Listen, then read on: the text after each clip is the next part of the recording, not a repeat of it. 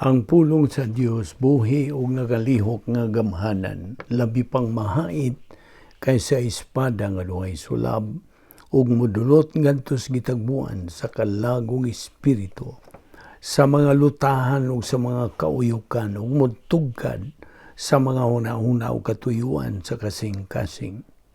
All Scripture is God-breathed and is profitable for doctrine, for reproof, for correction, for instruction in righteousness, that the man of God might be mature, thoroughly equipped unto all good works.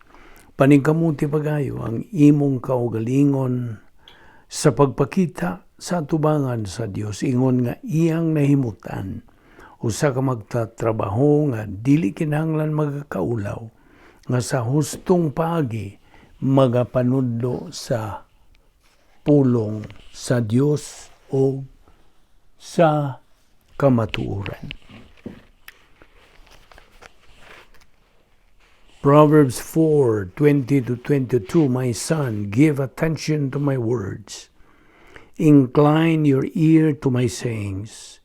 Do not let them depart from your eyes. Keep them in the midst of your heart, for they are life to those who find them, and health to all their flesh. Exodus 15:26.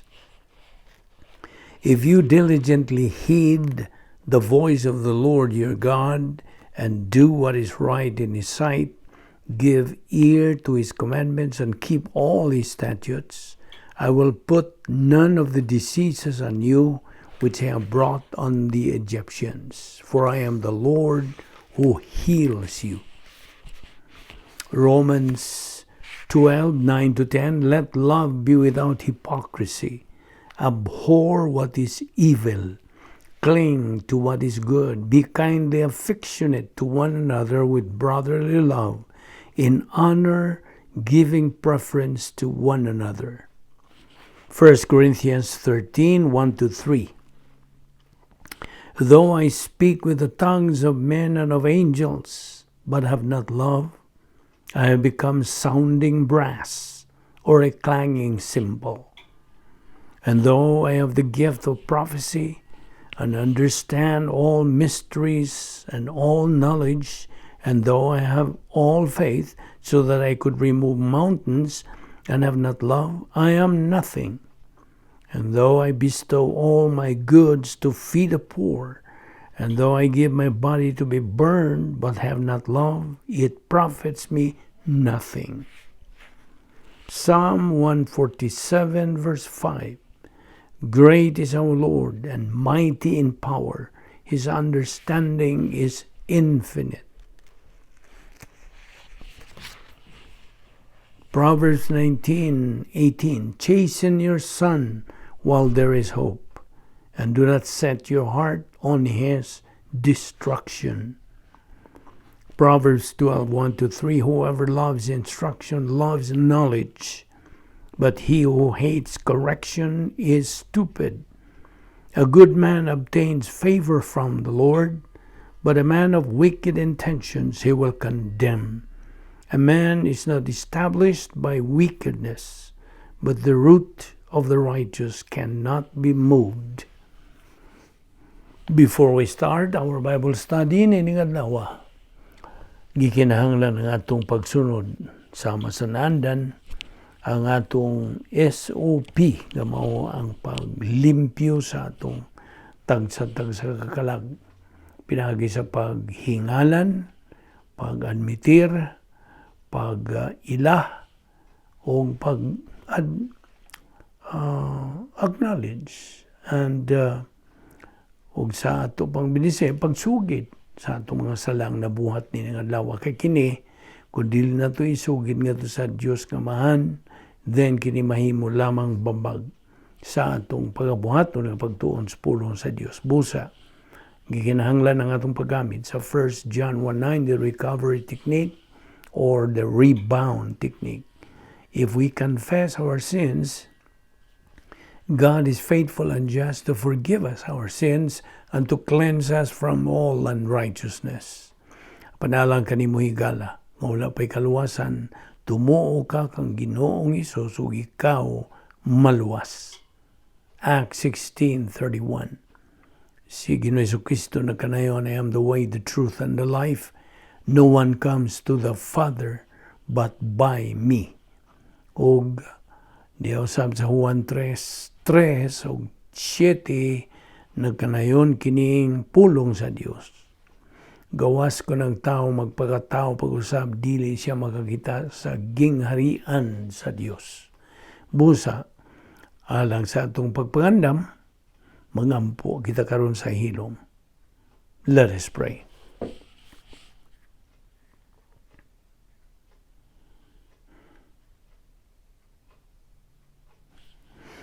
Bala na mo nga Dios, nagpasalamat kami kanimo nin lain sa mga adlaw nga imong gigahin alang sa among pagpadayon sa pagtuon sa imong pulong. Salamat ni ining higayuna o sa imong lugway sa among tagsa-tagsa sa kinabuhi, kini tibailan nga ang imong plano sa among kinabuhi nagapadayon pa sa pagliho. Busa, gipabuhi mo pa kami, kini gumikan lamang sa imong gugma, imong kaluoy, imong kortesiya, imong grasya. Salamat. Nga among Bible study, nga among giangkon nga grasya, gikan kanimo. Bible study through the YouTube sa Balbido Evangelistic Ministry. Panalangin ni kining mga pulong nga imong igatudlo kanamo karon, hinaot nga kini mahimong panalangin sa tagsa-tagsa namo ka kinabuhi. Kining tanan among gipasalamatan sa ngalan ni Ginoong Hesukristo. Amen. Well, may adlaw kaninyong tanan nato nga mga subscribers ato mga suki na ng atong ministry, atong mga igsoon diyan ni Kristo. Welcome kaninyong tanan sa mainiton nga pag-abi-abi kaninyo. O kaninyong mga bag-o pa, then of course, you are very much welcome. Ug niya pa kita magadupot niini nga atong tunanan nga taon-taon na atong giduputan. Do you want to live the Christian super grace life? Mao kini ang atong uluhan sa atong dugukan sa pagaysgutan. Okay. Now, atong ipadayon ni karon, una sa tanan, amblihi ang imong Biblia karon sa 1 Korinto kapitulo 10 bersikulo 21. Okay? 1 Corinthians chapter 10 verse 21. Nauna sa tanan, dunay duha ka genitives. Well, kini grammar na usab ni atong hisgutan, no? Duha ka mga genitives of relationships. Now, nagisgutan diha nga kurio. Ang original nga Grigong pulong, kurio, of the Lord. Mo kanibot pasabot. Singular kining kurio. Ang ikaduha nga genitive is daimonion. Plural kini, of demons. So, okay. Balikon ko. Kurio of the Lord. Daimonion of demons. Now, gisgutan usab diha ang pulo nga poterion. Kining poterion, Greek word, cup, kupa. Kini usa ka metaphor. It talks about fellowship. Okay? Kay ang usa ka magtutuo God, you cannot have both. Nga naa siya ay huna-huna ni Kristo at the same time naa siya sa cosmic system. Dili mahimo. Or naa siya ay pulong sa Dios, apan naapod siya mga doktrinas demonyo. Unya, naa siya divine viewpoint, apan naapod siya human viewpoint. Dili mahimo nga kini magkasagol, magkadungan. No. They cannot have both. Now, diha sa Isaiah kapitulo 14, versikulo 14, nagahisgot ka ng maong teksto bahin sa pagkamapahitason ni Satanas, Satan's arrogance nga mo'y nakapalaglag niya. Okay? In fact, pride is the first sin committed by the first creature of God, nga si Lucifer. Originally, si Lucifer man siya. Pagkalaglag niya, gumikan siyang pagkamapaitas o pag-arrogante, then nahimo na siyang Satanas, ang hiyawa. So, Isaiah 14:14 talks about Satan's arrogance. Kay, ang pagka-arrogante, moro ba ni inunta basihan sa cosmic system? It is the basis of the cosmic system. And you know what cosmic system means? Mo kini ang pamaagi sa kalibutan. O kining kalibutan na gidumala man ni Satanas, gitugutan man siya sa Dios pag dumala niini, gumikan sa angelic conflict. So, ang pagka-arrogante nga mo iyang nakapalaglag niya. Ang iyang pagka-arrogante, ang pagka-mapaytason, pagka-hambugiro. Hinunta lang. The human language. So, arrogance is the basis of the cosmic system. Now, there are points on self-confidence. Ang imong pagbaton o kalig-on, pagsalig diha sa imong kaugalingon. Kay, well, of course, mubalik ta na itong unsay nakapalaglag ni Lucifer. Mao katong Isaiah 14:14 nga diin naghisgot diha nga mingon siya nga, I will ascend above the heights of the clouds. I will be like the Most High. Natiya mo na. Mo to iyang ambisyon. Nga iyag yung kanang lupigon ang Dios. You see?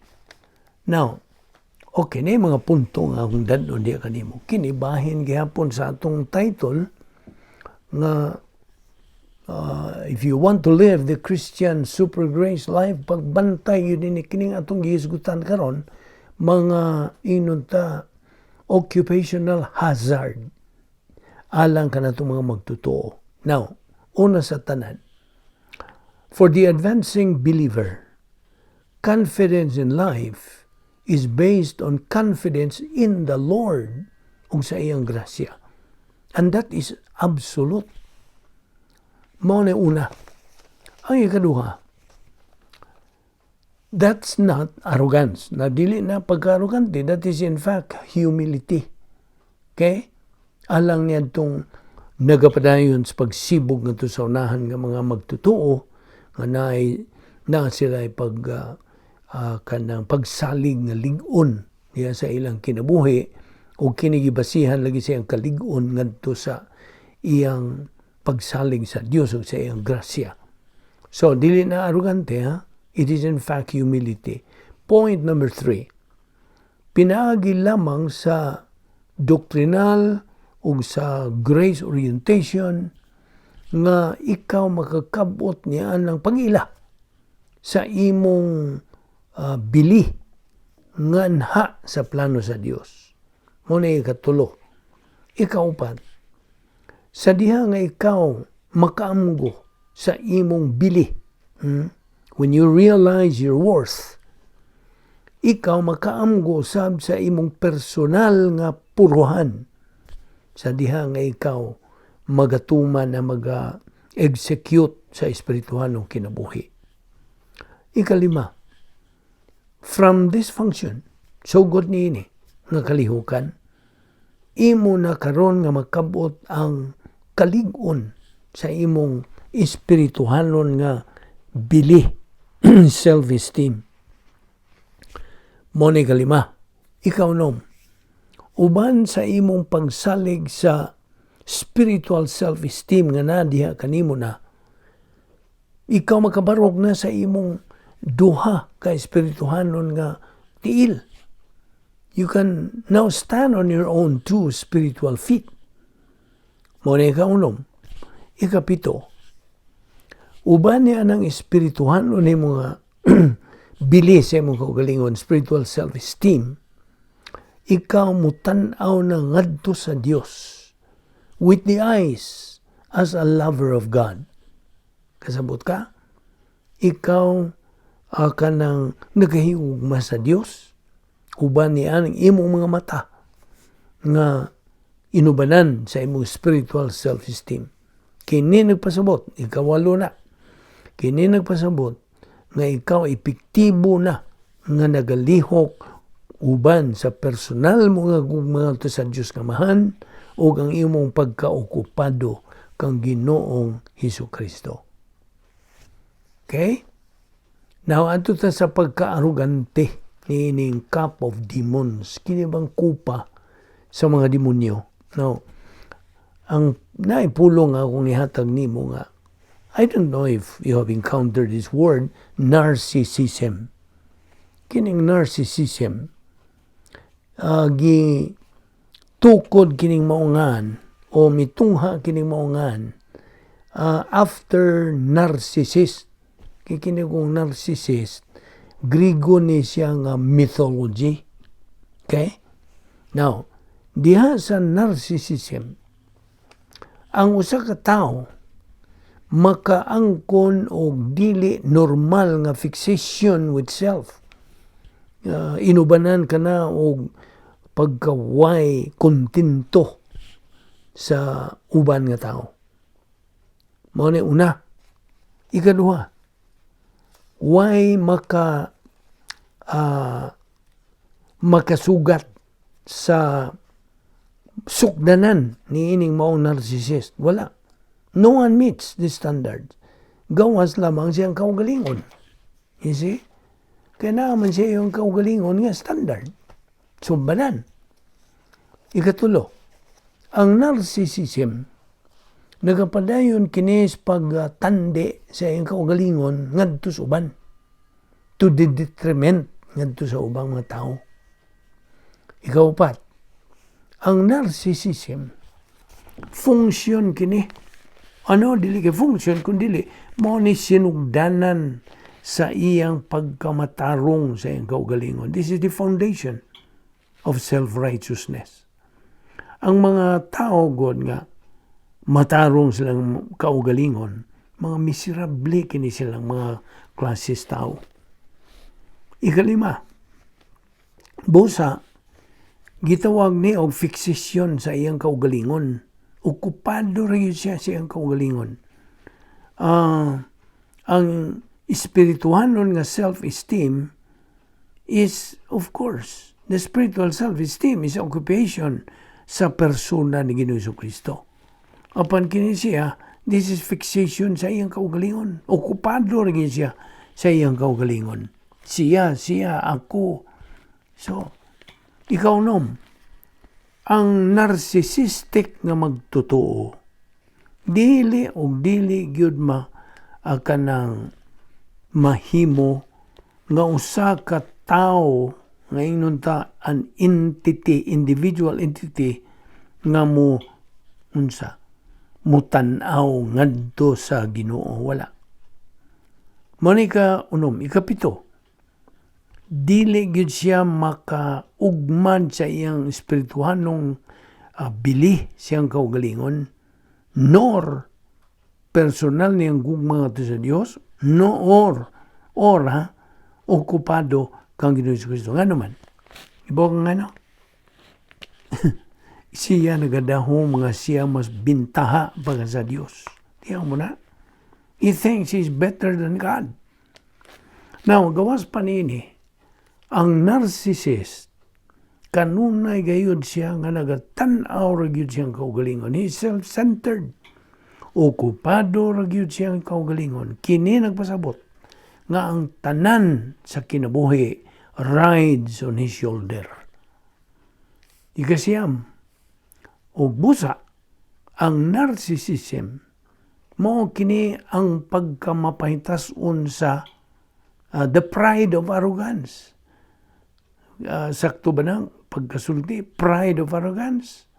That means exaggerated self-respect and conceit. Now, siya ragyod, yung kita ni mo, ikanapulo, narcissism is easily vulnerable to flattery. Yes. Dali ragyod ni siya madani sa naanay mo ulog-ulog kaniya o magasulti nga believe sila kaniya. So, vulnerable easily to flattery. Kaya naman, tungod kay ang flattery, pag ulog-ulog, once inflated of self-image na. Pagpaburot na yun siyang kaugalingon. So, narcissism, dili gyud kini ligon. In fact, it is vindictive, madinumtanon, o dili gyud siya. He can never grasp reality gikan sa Diyos nun nga mga pangunahuna. Never. Number 12, kining maong magtutuo. No, naghisgot ako sa magtutuo nga narcissistic. Such a believer is divorced from the spiritual realities of life. Ika-13, ang narcissistic nga magtutuo nagapuli sa pagkatinuod ilang pulihan kining tinuod gyud the reality uban sa ilang cosmic scale of values nga mao ang tawhanon nga mga pangunahuna, human viewpoint. So, mao na nga kini sila mga magtutuo man nagatubang gyapon sila sa balaod sa unsa tulubagon sa ilang kabubuton. They're under or they're facing the law of volitional responsibility. So, mao na nga atong tan-awon gyud ang pikas nini mga narcissistic ang usa ka magtutuo nga nagapadayon sa pagsibog sa unahan who are advancing in their spiritual life. Busa magbantay gyud ta nini mga doktrina nga mga kanang iyahan ni Satanas, demonic doctrines, the doctrines of demons. So, bantay ta kay kana silang mga magtutuo nga mga narcissistic, sila nagaambit sila nining kupa sa mga demonyo.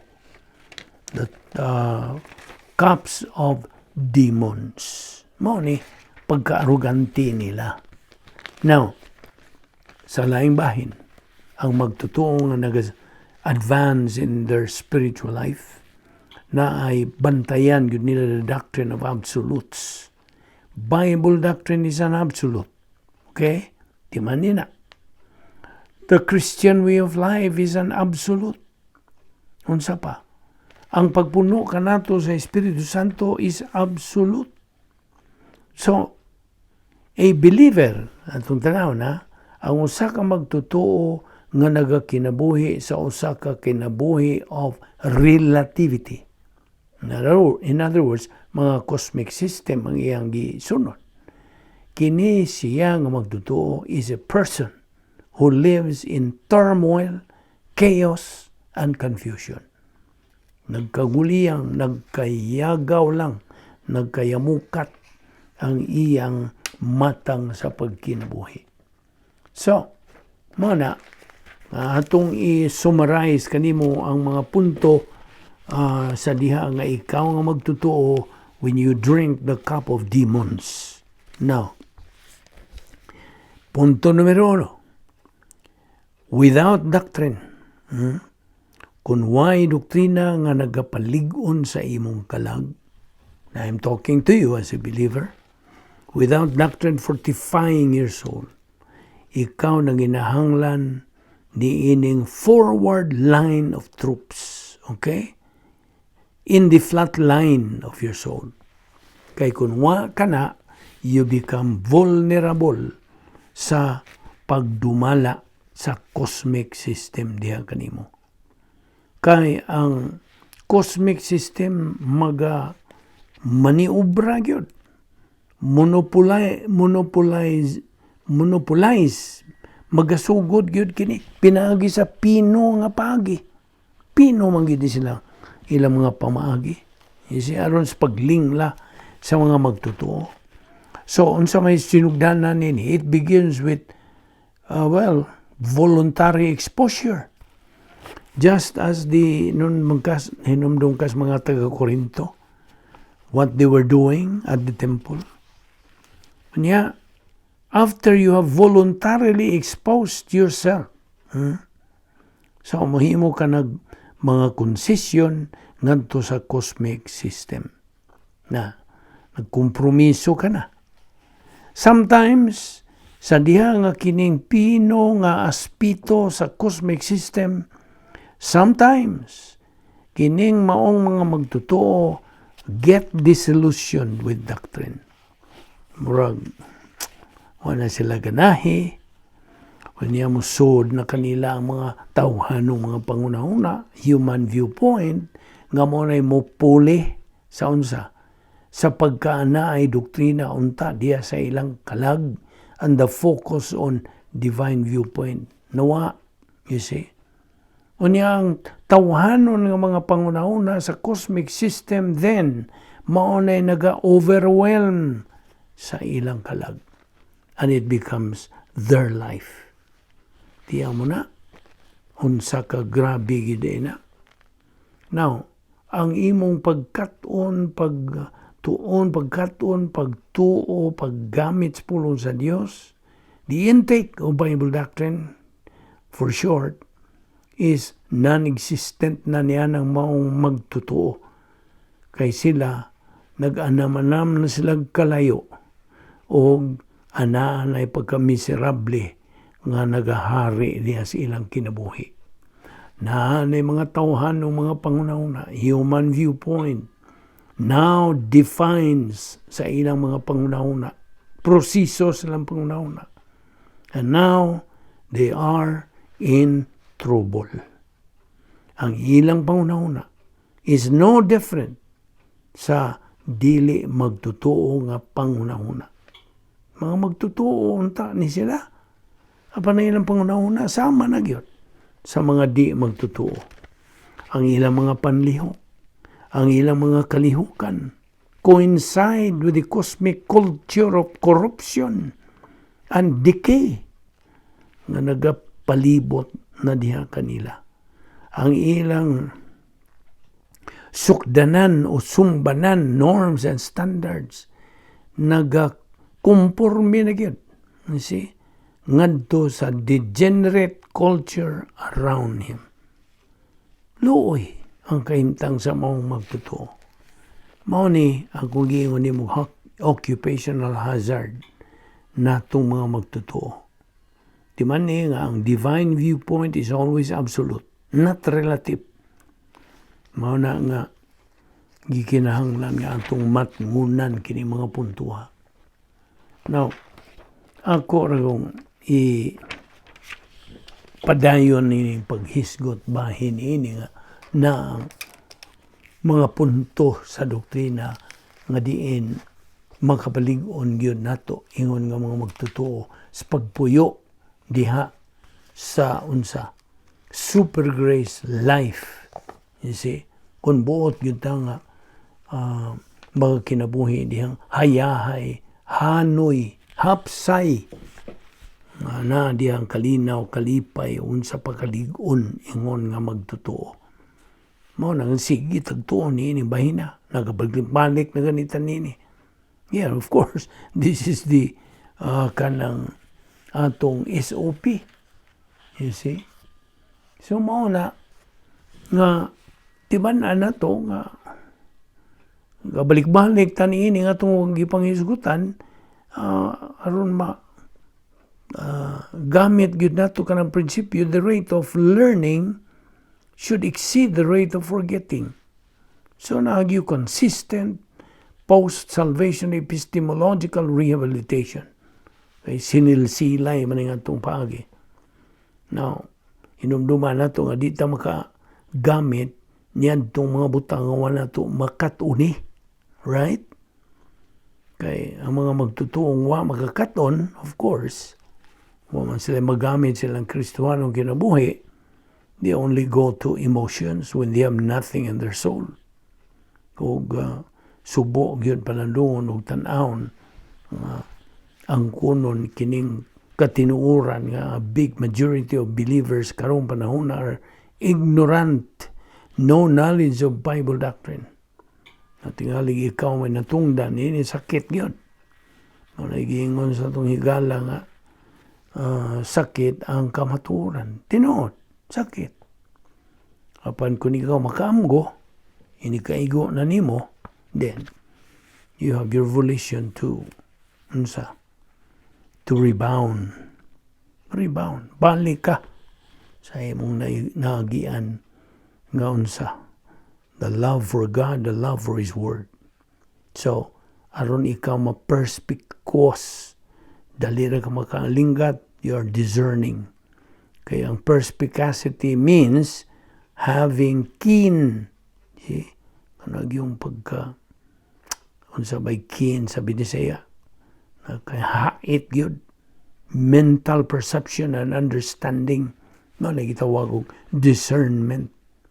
So, ang proseso lagi nato, study and learn. Understand what is learned. Believe on what is learned and apply it. Remember it all the time.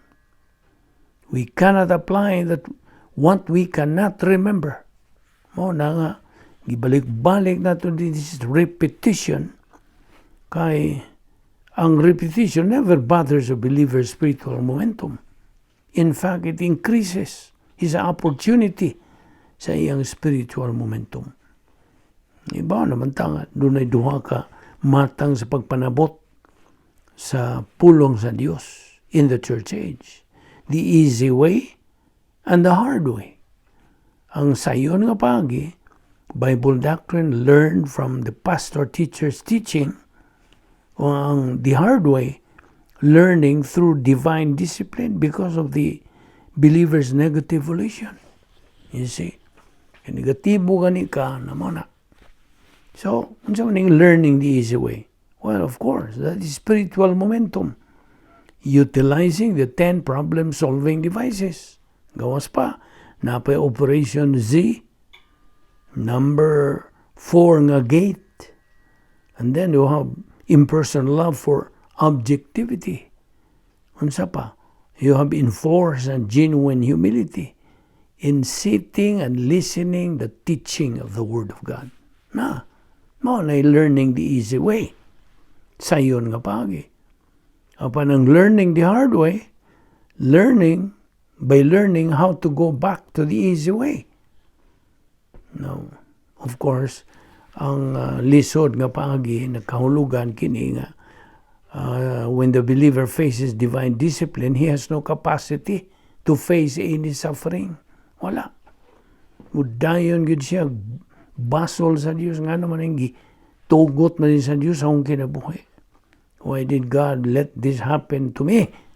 All of those. See? Maunay cliche, popular nga cliche sa mga magtutuong why doktrina. Kasabot ka? Mauna.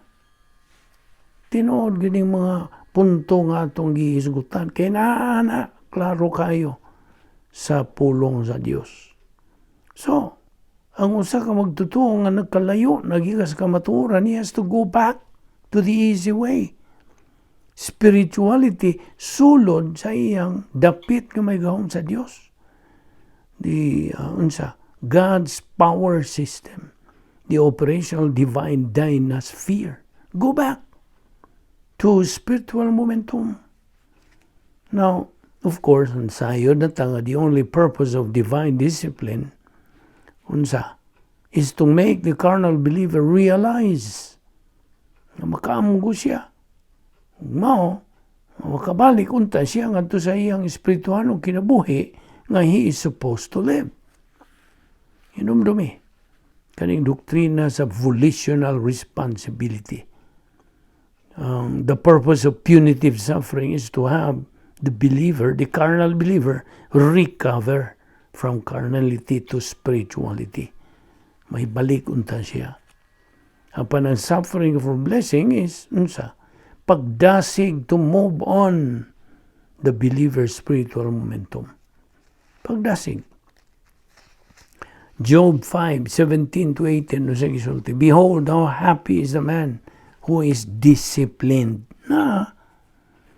Kaya kita mga magtotoo, when we have suffering, magpasalamat ta sa Diyos. Tungod kay, it is for our own good. You see? Alang lang yun sa atong kaayuhan. The law of volitional responsibility, nagsugod ra ba ni dito sa hardin sa Eden, sa dihang si Adan ug ang babae na laglag. When a believer is in the cities, cosmic spheres, kini siya, he is divorced from reality. Kaya ang usa ka reversionista nga magtotoo, arugante kini siya. Now, gawas nga siya na arugante, he is psychotic o neurotic. Kini siya, gamiton raman ni siya sa sulay niya itong mga espirituanon nga mga magtotoo who are already in their spiritual adulthood. Sa kini gitawag na ning momentum testing. Ang usa ka magtotoo who is spiritually growing is sensitive to know if he is already out of line or not. Sensitive. Dali na siya makalinggat. Na siya discerning power. So, gikinahanglan nato ang pagkaton how God operates His essence. You see? Mo na itong gitunan. Adlaw-adlaw, nagatuon kita ni balik-balik, hala, hangtod nga kini masilsil gyud di na gyud nimo makalimtan. O nga unsa. It becomes second nature na sa imong kinabuhi. Kaya nagatuon ra ba ta sa protocol nga plano sa Dios. Protocol. Ano sa maning protocol? Kini kung word nga protocol na popular na ni karong panahon na niyang pandemic na na ay mga gitawag nila o medical protocol na sundon sa mga katawhan labi na nining pandemya. Is protocol. Ang Dios na po siya protocol. Ug kining protocol sa Dios paagi kining hingpit. Narani mo mudawat ka ba niya ng maong kamaturan? Basta kanya na sa pulong sa Dios. You see? God always watches His children. Di man nina? And He sees to it that they live their spiritual life, continuing to renovate their minds. Pag-usab sa ilang mga pangunahuna, taking in the post-salvation epistemological rehabilitation. Natas rehab. Yan nun ta. Ikagot sa itong pagkamaro nitong panahon nga mo patamaluwas. You see? Ikinahanglan kita rehab. Mao ni, gitawag na itong taking in the post-salvation epistemological rehabilitation. So, kung kita nahisukamod sa itong Kristoanong kinabuhi, pinagis pagbuhat ng mga sala, we must make rebound a second nature to us. Paagi kinito, hold on to God's spiritual power.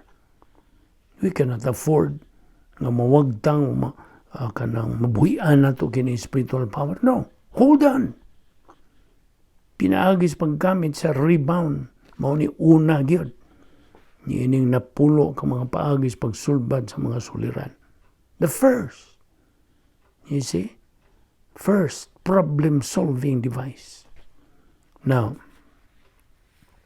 abrihan ko na imong Biblia karon diya sa 2 Timoteo 2:26. 2 Timothy 2:26. Nagaingon kini, basahon ako sa English. And they may come to their senses and escape from the snare of the devil. Ang balikon. And they may come to their senses and escape from the snare of the devil. Now, sa matagi gayon nga kita musinati o mga pagsuway, mga kalisdanan, mga pagpiit sa kinabuhi, we are not to focus to them.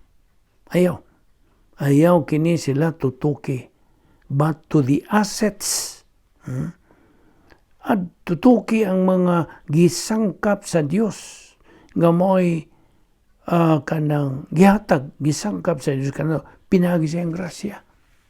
You see? Yes, it's true. Nga kini mga kalisdanan, kini mga pag-antos, kini mga kasakitan o pagsuway, nagdamag yun silang sakit. You see? They do bring pain. That's true. Apan sa diha nga ikaw mo ila and realize nga kini sila gikan sa Dios nga divine discipline, gamit na yon sa 1 John 1:9. Rebound. Ha? Makita nimo? If you're outside the DD, naigawas na ka sa operational divine dynasty, wa kay unsa. Wa kay kanang panalipod, wa kay hinagiban, wa kay armor to fight against temptations. So, you are being disciplined. Kasabot ka? Gidisiplina ka. Kaya ang Diyos, dili man siya muhatag og sobra nga matang sa pagsulay beyond what we can bear. Naman na siyang pulong. Dili siya makahatag. Katurang imong makaya. Kita ko mga magtotoo. Gikinahanglan nga mo atubang yun. Makigharong kita sa matag kanang matang sa pagantos. And it is we who can determine if they are discipline or blessing. Na kung wakay doktrina di, yung kang makatandi o kinidisiplina ba ni o panalangin ba ni, dili. Kaya wala kay base. You have no basis. So let us ask ourselves, pangutano na ito itong kaugalingon. Unsa naman na akong kahimtang karon sa espirituanong panginabuhi? Or unsa na'y status sa akong espirituanong kinabuhi? Naga-sibog ba ko sa unahan? Naga-abante ba ko? Naga-atras ba ko? Am I progressing or retrogressing in my spiritual life? Kitang mga magtotoo, kanang tudluan kitas pulong sa Dios. Pagbantay ni ining tulo ka arrogant skills. Tulo ra ba ni? Self-justification, self-deception, self-absorption. Noon sa maning self-justification. Kana bang mga tarungan kasi mong kaugalingon, panalitan na ikang kapakyasan, o niya, basulon ka mo yung kada. Mga tarungan dahil ka, ama o manggod niya, mawang kanto. So you are justifying yourself. Okay? Arrogance ka na. Kanang pagkahanas ng pagka-arroganti. Ikadua, kanang gitawag og self-deception, ang imong pagkalingla sa imong kaugalingon. Gilingla ka, arrogante, gihapon na. Yung ikatulo, ang imo nagyong pagka-absorb sa imong kaugalingon. Ikaw nagyod, ako, wanilain, absorb na ka sa mong kaugalingon. You're preoccupied with yourself. Self-centered. Kana pagka-arrogante. Tulo na. Tulo ka pagkahanas nga pagka-arrogante o arrogant skills. So, mo na nga sa diha nga ikaw na biktima ni din. Matubang na ka sa tulo ka kategorya sa Diyos nun nga pagdisiplina. Divine discipline. Warning discipline. Mayo na. Dihigyo kang pagpatuo, dili ka mo kaamgo. Pag-rebound, then intensive na. Samot nagpagka kanang bugat nga matang sa disiplina, intensive. Pag gihapon ka magpatuo, paghihapon ka mo rebound, then maximum na ginang moabot. Maximum discipline, which is sin unto death. Masayo dapat ini review gihapon kini, di ba? Kaya bagod mo. Ang tuyo gyud sa Dios atong kinabuhi is for us to fulfill God's protocol plan for our life. Nagadungog ka. Mao man gyud kanang tuyo sa Dios sa atong kinabuhi. Nga mutuman kita, musunod kita sa protokol nga plano sa Dios sa atong kinabuhi. Mao na ang mga magtutuo who are obnoxious, neurotic, psychotic nga mga magtutuo. Mga magtutuo ni sila nga lethargic, recalcitrant, negatibo, huwag gana, huwag kainit, huwag pagpanumbaling sa pagtuon sa pulong sa Diyos. O kini sila, they are divorced from reality. Kining maong matang sa mga magtutuo, paminaw. Kining maong matang sa mga magtutuo, if they don't flip the switch from negative to positive to Bible doctrine, kini sila gamiton kini sila sa Diyos sa pagsulay niyadtong nagatubo o mga hamtong mga magtutuo. So, mao na, gamiton ni sila. Kaya nagpadayon ba sila sa pagka-negatibo? Mga sila kanang pagpanumbaling lagi. Nagpasagad naman sila sa ilang paglunang sa mga kasalanan. Ang ilang mga pangunaw na puno, kining mga kalibutanon, mga dautan, mga ngilad, mga evil thoughts, human viewpoint. You see? Mao na nga kitang nagpadayon sa pagtuon sa pulo sa Dios, we are humbling ourselves. Nagpaubos lang kita sa grasya sa Dios. Dili man ipagpahambog kung kita maghisgot ng bahin ini nga kini mga magtutuong negatibo mao ni ang ilang dangatan. That is the truth. Mao na kung ikaw naigo ni ini, then what time mo? Tanan may naigo. Isiwa may exempted. Mao bitaw na nga. The truth really hurts. It really hurts so bad.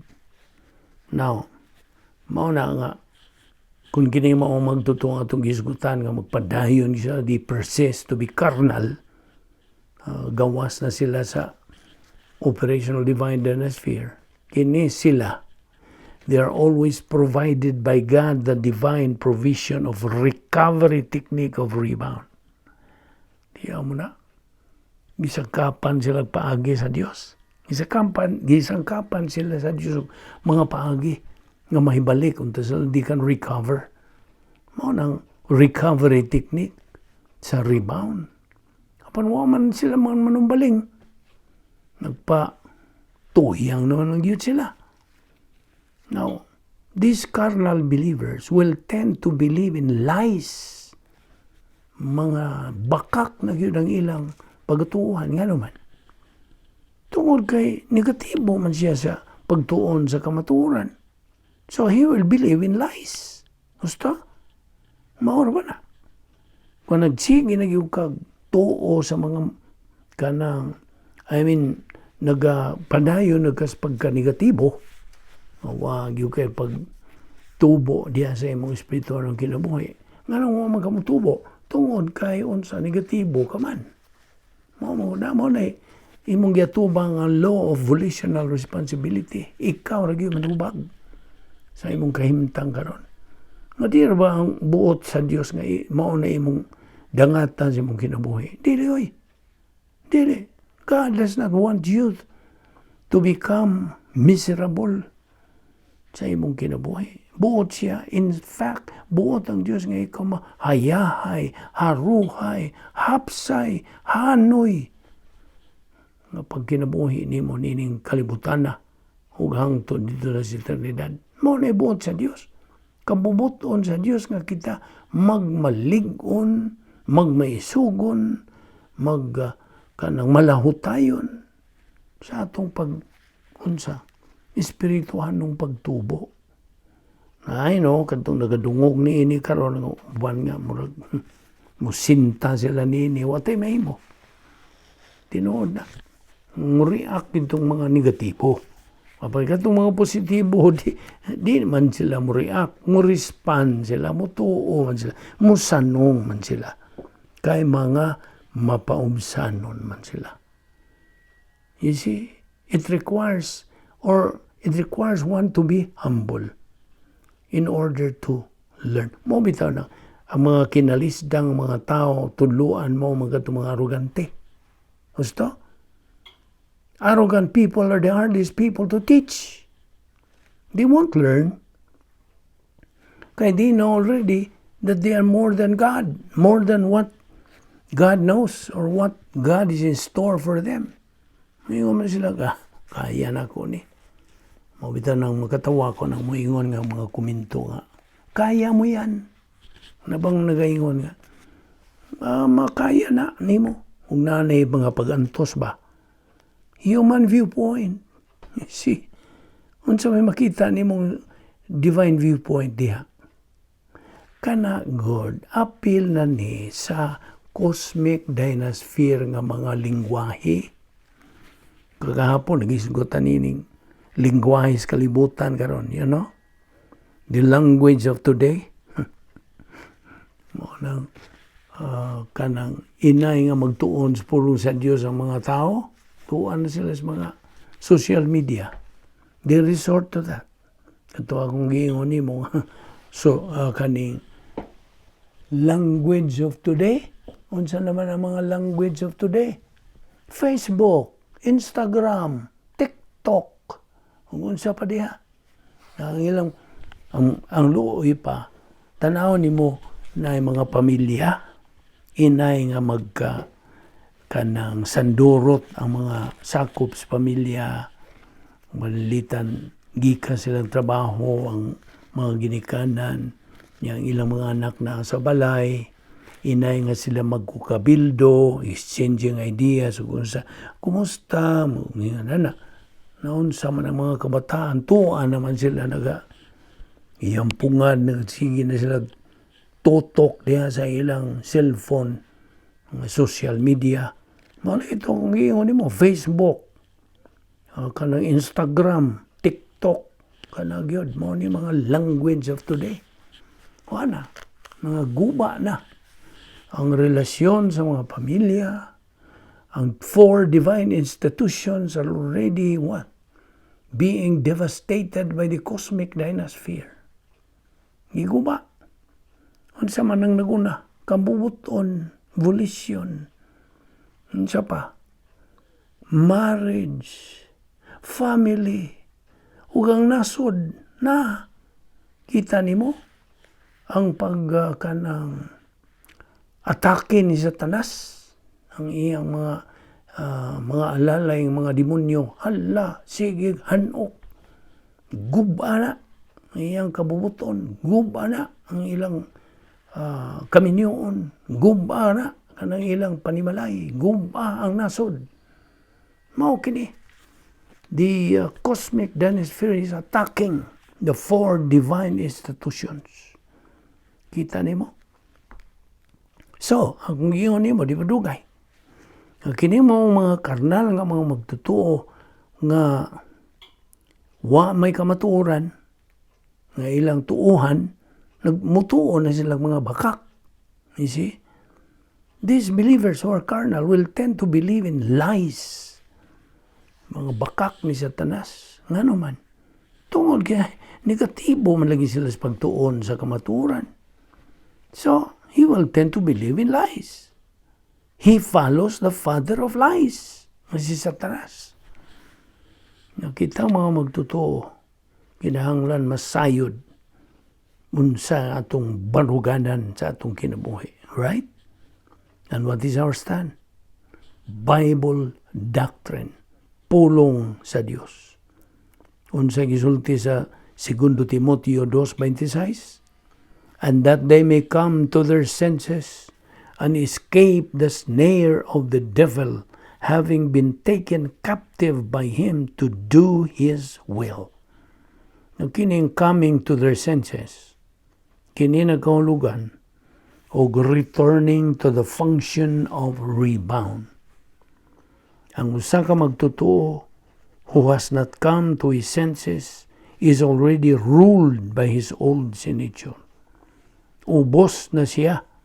He is under Satan's wiles. O niya na apay, by the way, ang usa ka magtotoo ha?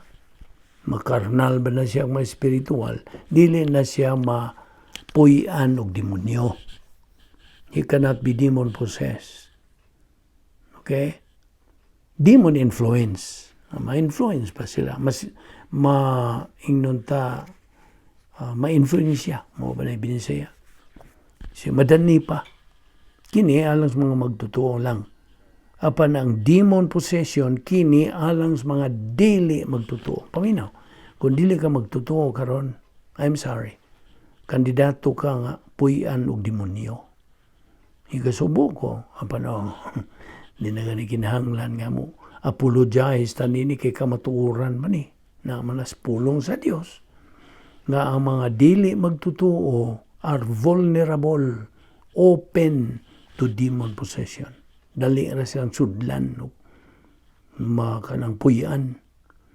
Apa na mga magtotoo, dili. Wana luna sila. Ano man, nalang Espiritu Santo sa ilang lawas. Sabot ka. So di na makapuyo ang mga demonyo kaniya. Apan, madani pa, ma-influensya pa. For believers only, ha? Now, punto akong dadon diyan mo. The greater possibility of being demon influence when a believer persists to be carnal and reversionistic in his Christian life. Ang tendency, dili kay tendency, ang labing vulnerable o dali rang kanang madani o ma-influensya sa demonyo, kini sa mga magtotoo kung mo padayon gud siya kanang persist gud siya sa pagkakarnal o reversionista, nadali ra gyud siyang ma-influensya sa iyang Kristohanong kinabuhi. For you unbeliever, alang kanimo dili magtotoo, for you unbeliever, to be able to avoid being demon-possessed is first of all, una sa tanan. Aron dili ka mapuyan og demonyo, mao ang imong pagtuo kang Ginoo Kristo nga imong manluluwas. That is the only way for you to avoid being demon-possessed. Believe in the Lord Jesus Christ as your Savior. Ug wa nay luna ang demonyo pagpuyo di sa mong lawas, wala na. Inumdumi magtotoo. Now, I'm addressing this to you, believer. To avoid demon influence, do not forget sa pagpuyo diya sa sulod sa operational divine dynasty as always. Grow in grace and in the knowledge of our Lord Jesus Christ. And then, maintain humility. Sud yan ang maong dapit nga may gahom sa Dios, ginamit ang 10 problem-solving devices. Always use your right senses sa imong Kristohanon nga pagkinabuhi. Ugma atong isgutan kining doctrine of double punishment. Kay mahinungdanon sab kini sa atong pagpadayon sa pagpuyo diha sa Christian super grace life. Magampo ta. Bala na mo nga Dios, nagapasalamat kami kanimo. Nininglain nga higayon sa among pagpakigambitay kanimo sa imong mga pulong. Salamat sa imong grasya nga nagapadayon sa paglihok sa among kinabuhi bisan dili kami takos. Ikaw nagmatinumanon gayod sa imong mga saad nga ni kanamo. Although we oftentimes become unfaithful to your word, dasiga lamang kami, O Diyos. Ayaw itugot kami. Mahisukamod sa mong Kristohanong pagkinabuhi didto sa dapit nga may gahom ni Satanas. Never. Liguna lamang kini mong pagbarog. dasiga o awhaga o challenge us to your truth sa pagpadayon namo niini adlaw-adlaw nga pagtuon sa imong balang pulong. Salamat niya mo Bible study through the YouTube sa Vic Balbido Evangelistic Ministry kining tanan. Among gipasalamatan sa ngalan ni Ginoong Hesukristo. Amen.